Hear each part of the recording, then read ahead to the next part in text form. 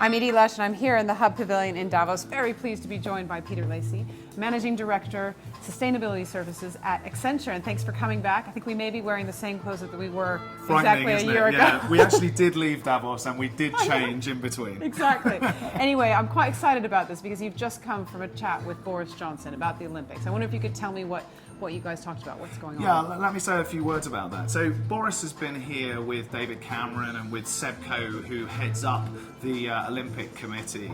And one of the big stories for the Olympics this year is not only how the UK can use the Olympics to really build our brand, to bring in new investment, to showcase the best of Britain as the greatest show on earth comes to London. But also, a lot of the story is about sustainability. So sustainability is embedded into the core of the Olympics. And I think what we're seeing is that not only is that in and of itself a good thing. You know, if we look at the work they've done to make sure that all of the energy at the Olympic Park is clean energy, renewable energy. For example, sourcing sustainable wood for the largest structure made out of sustainable wood in the Olympic Velodrome. But also, it's inspiring many business leaders in the UK to rethink their own sustainability activities. And I think when you look at that, that's an important and timely message.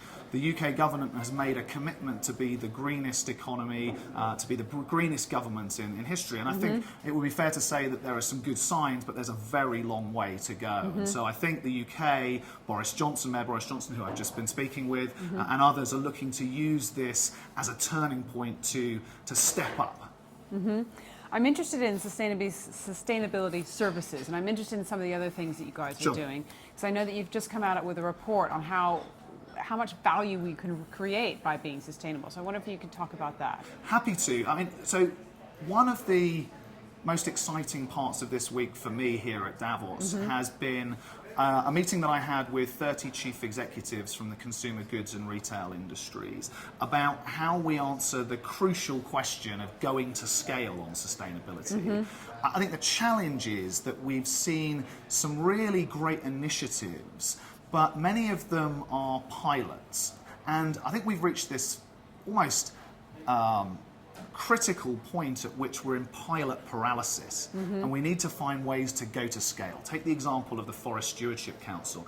Phenomenal progress being made in that area, and we're seeing every year. And this is in terms of what, putting money back into rainforests or forests in the UK? This is a certification scheme that makes sure that when you buy your desk, your furniture in your house, that you are taking that product and it's being sourced sustainably from sustainably wooded, sustainably forested trees.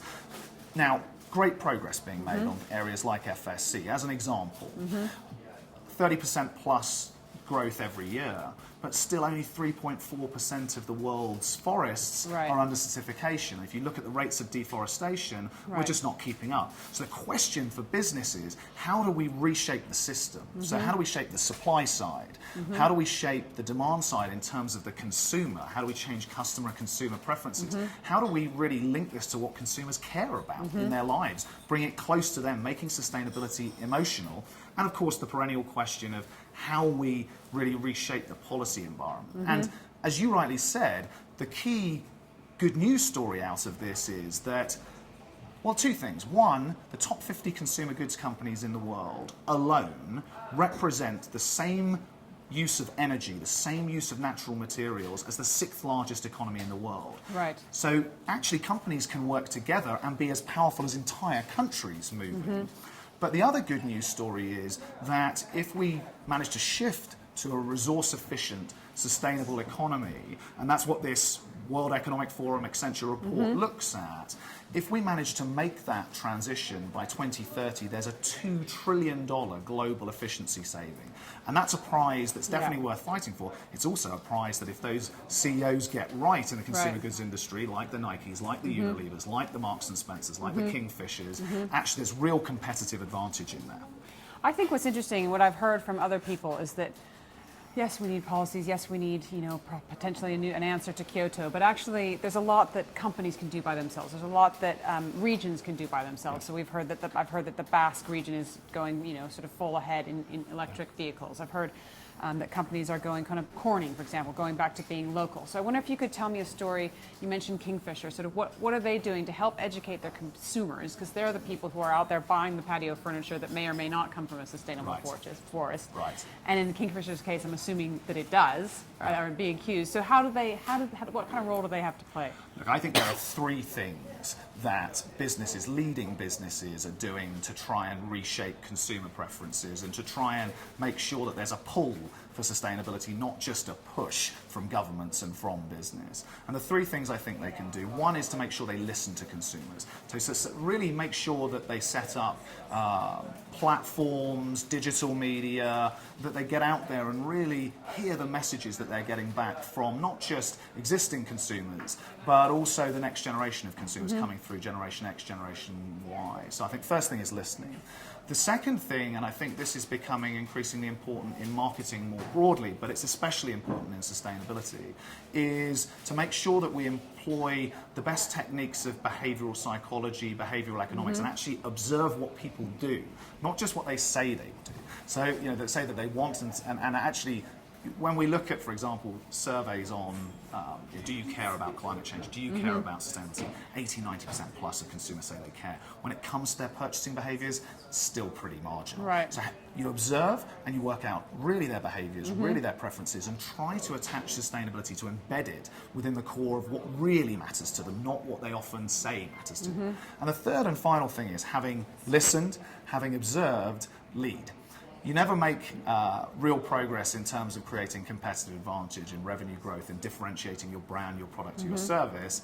You never make real progress just by waiting on the back foot and trying to deliver what your consumer wants. You actually have to move ahead of the game. You have to make sure that you're one step ahead, not two, because otherwise you get too far out in front.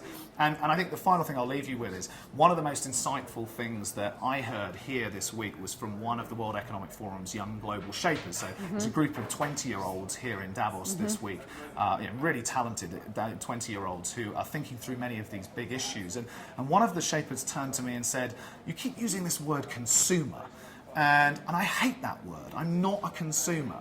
I want a product or a service. I'm prepared to give you my custom. I don't like this idea of consuming. It's got a negative connotation. It sounds like I'm consuming something I shouldn't be. I'm damaging something." Right. And then she said, "I don't want you to use the word resources. Resources, really what you mean, it's subtle, but what you really mean is damaging nature, don't you? Are we using up finite resources? So I don't really want that. I want you to come up with business models where I'm not a consumer, I'm a partner or a customer, and I don't want you to use natural resources." And what that means for business is the shift away from products to services to digital. There's a lot of disruption in there. There's going to be winners and losers, but it's really exciting.